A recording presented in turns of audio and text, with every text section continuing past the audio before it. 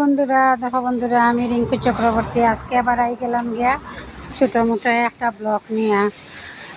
সারাদিনের ক্লান্ত আর রাতের চিন্তার শেষে হয়ে গেল গিয়া বুড়ের শেষে তো এখন রান্না বাড়া করতে লাগবো। যতই তোমার রাত্রে ঘুম হোক না কেন, তোমার রান্না বাড়া করার কাজ কর্ম তো আগেতে। দেখো আমি উঠে গেলাম গিয়া 5টার সময়। উঠিয়া ভাবছিলাম আজকে একটু গাড়ি লইয়া বাড়াইনা, কিন্তু বাড়াইতে পারলাম না।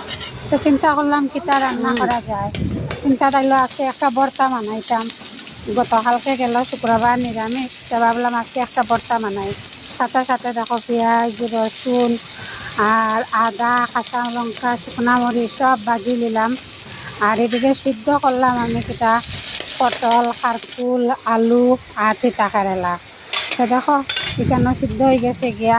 আর আজকে ডালটা সিদ্ধ করছে, আজকে সোমবার সারা ডাল বানাইলাম।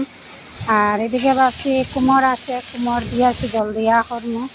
আর মাছের অপেক্ষা করলে তো দেরি হয়ে যাব গিয়া, আমরা বারোই যেতে লাগবো। আর মাছ রাখলে একটু বেজাল থাকে, সেটা লাগি বিকালে মাছ রাখি। কিবা কালকে রবিবার, কালকে বন্ধ আছে, কালকে মাছ রাখবো। তো দেখো এখানে আমার ভর্তাটা কমপ্লিট হয়ে গেল গিয়া। আজকে পেট ভরিয়া খাওয়া যাইব, বুঝছো বন্ধুরা।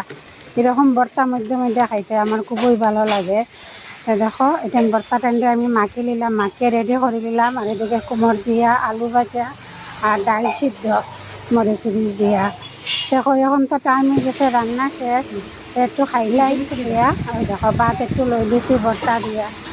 আর খাইয়া দেখি অত স্বাদ হয়েছে বন্ধুরা, একদম অপূর্ব অপূর্ব। তো দেখো আজকের লাগি অতটুকু। টাটা, বাই বাই বন্ধুরা। না ভালো থাকো, সুস্থ।